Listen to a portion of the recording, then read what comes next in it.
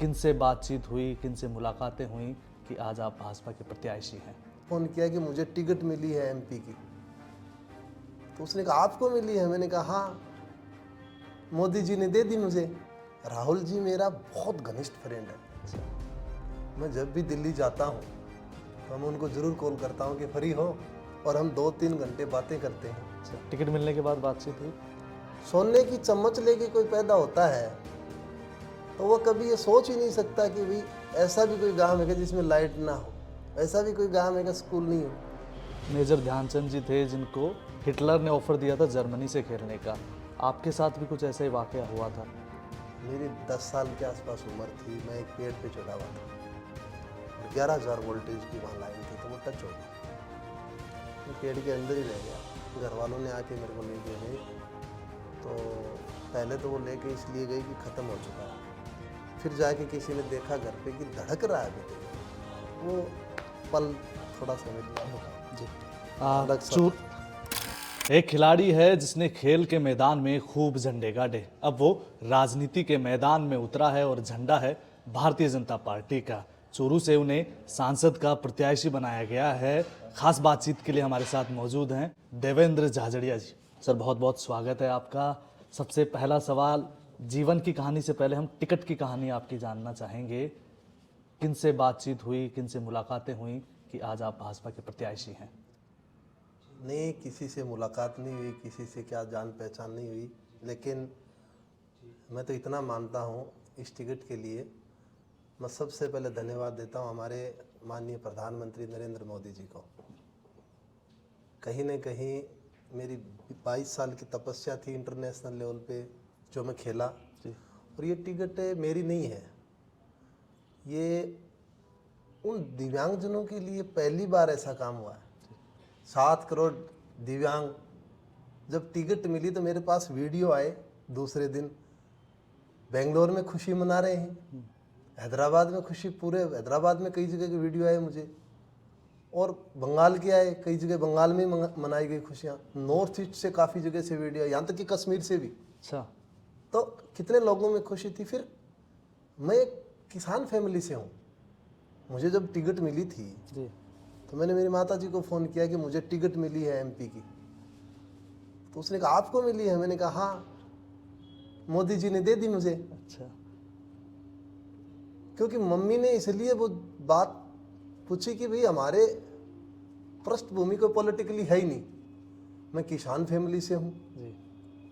राजनीतिक में हमारे कोई सरपंच या पार्षद भी नहीं बना लाइफ में। तो आज मैं कहना चाहता हूँ कि उन्होंने एक किसान के बेटे को चुना, एक युवा को चुना। आज युवाओं में मेरे क्षेत्र में चूरू लोकसभा में इतना जोश है कि भाई साहब पहुंच कब रहे हो, हमें तो ये बता दो एक बार। तो कब पहुंच रहे हैं फिर आप युवाओं के बीच? मैं युवाओं के बीच 8 तारीख को पहुंच रहा हूँ, चूरू 11 बजे। टिकट आपको मिलेगा, कोई एश्योरेंस था? कंफर्म कैसे हुआ, कब जानकारी मिली, क्या कर रहे थे उस दौरान आप? मैं तो यहाँ घर पे बैठा था और मुझे तो मीडिया के माध्यम से पता चला कि मेरी टिकट क्लियर होगी, तो मुझे बड़ी खुशी हुई। मैंने कहा मेरे लिए तो बहुत ही सौभाग्य की बात है। तो इसलिए जो भी है, एक युवा वर्ग में खुशी, और खेल जगत में बहुत बड़ी खुशी का माहौल है। खिलाड़ियों को प्रतिनिधित्व दिया जा रहा है, ये बहुत बड़ी बात है। और मेरे क्षेत्र में तो विशेष तौर पे चूरू में तो बहुत खिलाड़ी, चूरू लोकसभा में, तो उनमें भी बहुत खुशी का माहौल है। आपके टिकट मिलने के साथ एक टिकट कटने की भी बड़ी चर्चा है। राहुल कसवा जी जिनका टिकट कटा है, कैसे क्या संबंध है आपके उनसे? राहुल जी मेरा बहुत घनिष्ठ फ्रेंड है। अच्छा, मैं जब भी दिल्ली जाता हूँ तो मैं उनको ज़रूर कॉल करता हूँ कि फ्री हो, और हम 2-3 घंटे बातें करते हैं, अच्छा। और बातें होती हैं। मेरा बहुत अच्छा दोस्त है राहुल, और भारतीय जनता पार्टी का जो विजन है, अब की बार टारगेट है जो, अब की बार 400 पार, तो बिल्कुल 400 पार होंगी। बातचीत होती है? टिकट मिलने के बाद बातचीत हुई? देखो, ये तो हमारे अंदर की बातें हैं। अच्छा। दोस्त हैं तो इसलिए आपको क्या बताएं अब हम। और लेकिन अच्छे हैं। टिकट मिलने की पूरी कहानी पे जाते हैं तो मोदी जी का बड़ा अटैचमेंट है आपसे। मैं जब पूर्व में आपके इंटरव्यू किया करता था।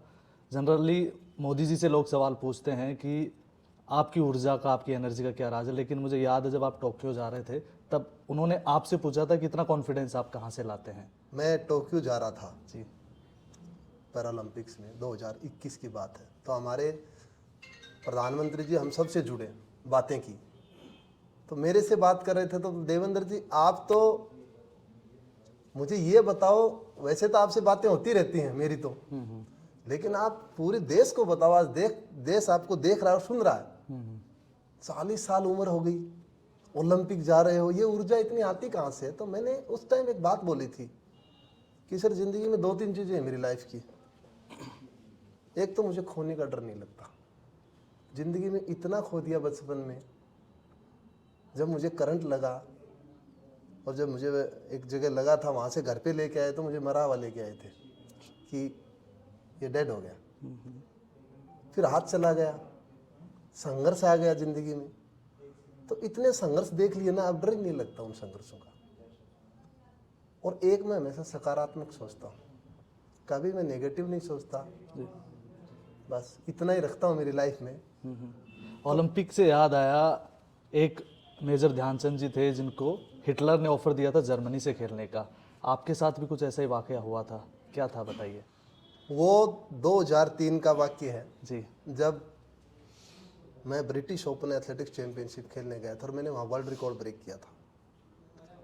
तो यूके से मुझे तुरंत ऑफर आया कि अगले जो एथेंस पैरा ओलंपिक हो रहे हैं, आप हमारी तरफ से खेलिए, हम आपको ग्रीन कार्ड देंगे। अच्छा। और मीडिया ने, मुझे आज भी याद है, पूछा मेरे से वर्ल्ड रिकॉर्ड ब्रेक करने के बाद, जी क्योंकि वो 15 अगस्त की बात थी। तो उन्होंने कहा आप कैसा फील कर रहे हो?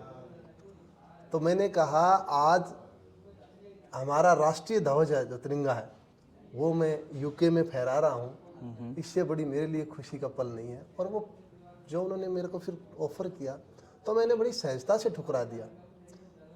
तो उन्होंने कहा इतना बड़ा अवसर मिल रहा है आपको, हम इतने पैसे दे रहे हैं, जी इंडिया में ऐसा क्या है? मैंने कहा एक दिन इंडिया में भी अच्छा होगा, और आज वो अच्छा हो गया है।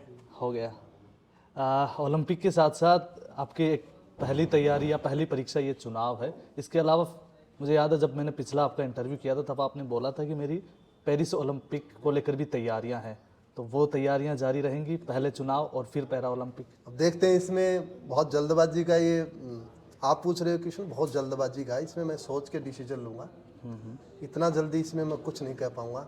मेरा हमेशा से ही मेरा एक टारगेट रहा है, मुझे मेरे देश के लिए काम करना है। मैंने 22 साल में मैं एक कमरे की लाइफ जी आज तक, क्योंकि मुझे कैंप में रहना पड़ता है। ट्रेनिंग कैंप में हॉस्टल होते हैं, कमरा मिलता है, या तो 2 मित्र होते हैं उसमें, एक मित्र साथ होता है। जी तो मम्मी भी है, बच्चे भी हैं घर पे, बेटी है, बेटा है, मिसेज है। तो वो इसलिए था कि वो मेरा एक टारगेट था, मैं देश के लिए कर रहा हूँ।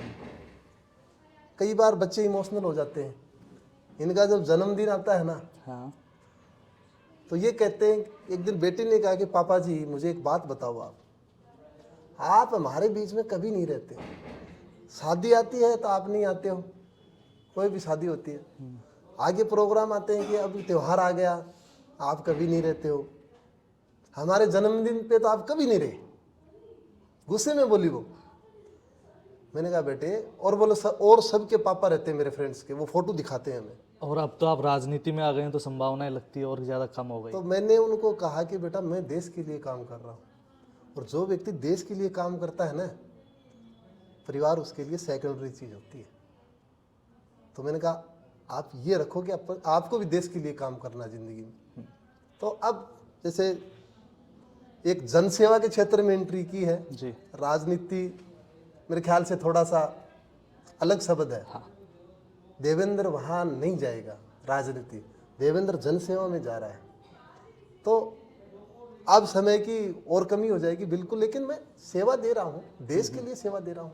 बिल्कुल, आपने देश के लिए मेडल जीता, आज बड़ा नाम है आपका, सब लोग आपकी कामयाबी को लेकर काफ़ी चर्चाएं करते हैं, लेकिन आपके जीवन के उस पल को या उस दौर को हम जानना चाहेंगे जब आपका एक हाथ आपने बिजली के करंट की वजह से गंवा दिया। वो कहानी क्या थी और उस दौर से निकलकर बाहर आना और पूरे देश भर में जाना, देश के लिए मेडल जीत कर आना, ये कहानी कैसी थी? मेरी 10 साल के आसपास उम्र थी। मैं एक पेड़ पे चढ़ा हुआ था और 11,000 वोल्टेज की वहाँ लाइन थी, तो वो टच हो गई। मैं पेड़ के अंदर ही रह गया। घर वालों ने आके मेरे को लेके गए, तो पहले तो वो लेके इसलिए गई कि ख़त्म हो चुका है। फिर जाके किसी ने देखा घर पे कि धड़क रहा है, अभी तो ये धड़कन है इसके अंदर। फिर हॉस्पिटल में लेके गए। उसके बाद 6 महीने यहाँ SMS हॉस्पिटल में मेरा ट्रीटमेंट चला। बहुत वो दौर बहुत पेनफुल था मेरे लिए। थोड़ा सा मेरा माइंड भी अपसेट हो गया। और डॉक्टर ने लास्ट टाइम में जब मुझे छुट्टी दी गई, तो डॉक्टर ने कहा मेरे पिताजी को कि राम सिंह जी, आपका बेटा जिंदा रह गया, ये बहुत दुबला पतला रहेगा, लाइफ में ज़्यादा कुछ नहीं कर पाएगा। एक 10 साल के बच्चे को ये बात बोल दी जाती तो क्या बचेगा उसके अंदर। पिताजी ने मुझे हौसला दिया कि डॉक्टर साहब, ईश्वर की जो होता है वो सही होता है, ईश्वर जो करता है वो सही करता है। उसके बाद जैसे गांव में आना, तो थोड़ा सा गांव में ऐसा माहौल था कि अब ये क्या करेगा, इनकी लाइफ बर्बाद होगी। उसके बाद फिर गेम की सोची मैंने, तो मेरे पास कुछ नहीं था गेम के लिए। मैं नंगे पैर दौड़ता था और भाला मैंने लकड़ी का बनाया था। आज आप देख रहे होंगे मेरे घर पे चारों तरफ देख रहे हो, मैं भाले लगा रखे हैं, क्योंकि मेरे को इससे बहुत प्रेम है। तो उन भालों को फेंकते फेंकते आज आप इस स्तर पर पहुंचे हैं। अब मैं चूरू के जनता के लिए बात करना चाहूँगा। क्या वो उम्मीदें रखें कि जो जनसेवक बनकर आप उनके बीच जाने का दावा कर रहे हैं, क्या उनको लेकर आपका विजन है? ये तो प्रैक्टिकली नॉलेज है मैं, क्योंकि मैं चूरू में रहा हूँ, पला बड़ा वहाँ पे हूँ। मेरे गांव में स्कूल नहीं था, मेरे गांव में लाइट नहीं थी, मेरे गांव में रोड नहीं थी, स्वास्थ्य सेवाएं नहीं थी। तो ऐसे अभावग्रस्त में हमने ज़िंदगी जी है, उसका हमें पता है। सोने की चम्मच लेके कोई पैदा होता है तो वो कभी ये सोच ही नहीं सकता कि भाई ऐसा भी कोई गांव है जिसमें लाइट ना हो, ऐसा भी कोई गांव है कि स्कूल नहीं हो। मैं चाहता हूँ जो मिनिमम सुविधाएं हैं, बेसिक, वो अंतिम व्यक्ति तक पहुँचे। वहाँ पे बहुत काम करने की ज़रूरत है, संभावनाएं बहुत हैं वहाँ पे। जैसे आप देखेंगे तो टूरिज्म में मैं बहुत काम करना चाहता हूँ, क्योंकि हमारे वहाँ धाम है बहुत बड़े। जैसे यहाँ पे आपके शालासर मंदिर है हमारा जी, गोगामेड़ी है, ददरेवा है, और भी बहुत है। मनसा माता जी का मंदिर हमारे लम्बोर में है। तो उसको हम इस हिसाब से जोड़ेंगे कि लोग आएँ जी, और वहाँ देख करके जाएं, और उनको हम सुविधाएं देंगे। तो कनेक्टिविटी पे काम करना होगा अपने को, रेल पे काम करना होगा, रोड पे काम करना होगा। हेल्थ में बहुत ज़रूरत है वहाँ, क्योंकि गाँव की थोड़ी डिस्टेंस ज़्यादा है वहाँ। जी। तो क्या है कि एक गांव से दूसरे गांव या कस्बे तक पहुंचने में बहुत प्रॉब्लम होती है। तो वहाँ हेल्थ में बहुत काम करने की ज़रूरत है। किसानों के लिए वहाँ बहुत काम करने की ज़रूरत है। पानी के काम करना है वहाँ पे, काफ़ी बहुत संभावना है वहाँ पे काम करने के लिए। बस एक व्यक्ति काम करने वाला वहाँ आना चाहिए बस। संभावनाओं को लेकर बात किया आपने। इस देश में और ख़ास तौर पर चूरू या राजस्थान की बात करें तो ऐसे युवा बहुत सारे हैं जो खेल में बहुत अच्छा कर सकते हैं। तो आप सिर्फ चूरू के ना होकर बल्कि पूरे राजस्थान के उन युवाओं के लिए क्या कहेंगे जो खेल में कुछ अच्छा करना चाहते हैं, और आप उनके लिए क्या योगदान करने वाले हैं? आज आप कह सकते हो कि मैं 1 मिनट के लिए इस जनसेवा के क्षेत्र में आ गया, मुझे टिकट मिल गई। जी, पिछले मेरे 10 साल के आप फेसबुक स्टेटमेंट या इंस्टाग्राम, ट्विटर, सब पे मैं खेल के बारे में लिखता हूँ। भारत सरकार ने जो काम किया खेलों में, माननीय प्रधानमंत्री जी ने जो 10 साल में काम किया है, बहुत बड़ा बदलाव है। और ये रिजल्ट है। ओलंपिक, पैरा ओलंपिक जो टोक्यो में हुए, ऐतिहासिक मेडल जीते हमने। उसके बाद अब की बार एशियन गेम हुए, जी, तो स्लोगन क्या था हमारा, अब की बार 100 पार। और हमने पैरा एशियन में भी 100 पार किए और एशियन गेम्स में भी 100 पार किए। इसकी वजह थी भारत सरकार की स्कीमें। खेलो इंडिया, खेलो इंडिया इतनी अच्छी स्कीम है। जब आपका खेलो इंडिया से सिलेक्शन हो जाता है, हॉस्टलों में साई के जितने भी हॉस्टल हैं, वो बच्चे खेलने जाते हैं। यकीन नहीं करोगे आप, और आप लोग भी नहीं करोगे, सुन रहे हो, मैं सच बता रहा हूँ। एक मजदूर का बेटा था, जी, मैं गांधीनगर में था, तो वो उसमें सिलेक्शन हो गया उनका, तो वो खेलने जा रहा था। तो मैंने कहा भाई कब निकल रहे हो आप खेलने? बोले भाई साहब हम तो कल जा रहे हैं। और वो टूर्नामेंट कब है? बोले टूर्नामेंट परसों है। तो मैंने कहा भाई पहुँचोगे कैसे आप, आपको बेंगलोर जाना, आप गांधीनगर हो। तो वो हरियाणा का लड़का था, अच्छा। तो उसकी जो टून थी ना वो बताऊँगा। बोले भाई साहब हवाई जहाज से जाऊँगा। तो मैंने कहा यार क्या बात है। भारत सरकार की जो स्कीम है, वो जितने भी खिलाड़ी होते हैं वो फ्लाइट से यात्रा करते हैं, पूरा खर्चा भारत सरकार उठाती है। तो जो खेलों में क्या टॉप स्कीम है, टारगेट ओलंपिक पोडियम स्कीम, जी। आज उसमें मैं 9 साल रहा हूँ लगातार। मेरी परफॉर्मेंस का कारण ये रहा है, स्कीम भारत सरकार की, माननीय प्रधानमंत्री जी की स्कीम। उन्होंने कहा खिलाड़ी दिव्यांग हो या सामान्य हो बराबर रहेंगे। तो क्या अब ये माना जाना चाहिए कि उन खिलाड़ियों के और ज़्यादा अच्छे दिन आने वाले हैं क्योंकि देवेंद्र झाझड़िया सांसद बनने वाले हैं? बिल्कुल, इसमें कोई शक नहीं। मैं खेल के लिए, खिलाड़ियों के लिए बहुत समर्पित रहूँगा, मैं काम करूँगा उनके लिए। मैं एक ही चाहता हूँ, मेरे दिल में एक अंदर रह गई एक बात, कई चीज़ें ऐसी थी तो आज भी मन दुख होता है उस चीज़ों का। 2004 एथेंस पैरा ओलंपिक्स में मेरा सिलेक्शन हो गया था, बहुत बड़ा टूर्नामेंट था वो।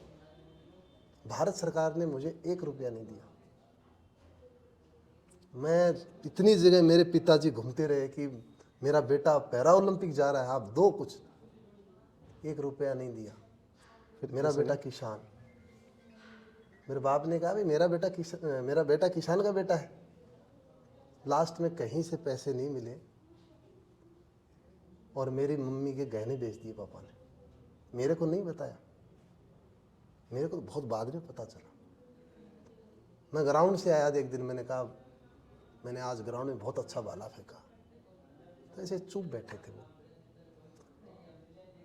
कुछ नहीं बोले वो ज़्यादा। मैंने कहा यार मैंने इतना अच्छा फेंका है, घर पे आके बताया, मैंने कुछ नहीं बोले। तो बाद में बताया उन्होंने कि उस दिन हमने वो गहने बेच दिए थे। लेकिन उसके बदले में इतने मेडल और वो सब आए। वो पल थोड़ा सा मेरे लिए जी। अलग सा था थोड़ा।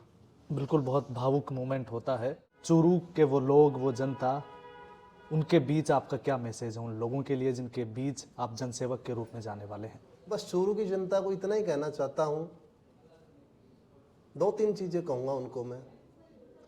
एक तो देवेंद्र झाझड़िया की आपके बीच में उपस्थिति रहेगी, क्योंकि वहाँ के लोगों की कई बार शिकायत रहती है जनप्रतिनिधि के खिलाफ कि वो मिलते नहीं या एक फ़ोन नहीं उठाते।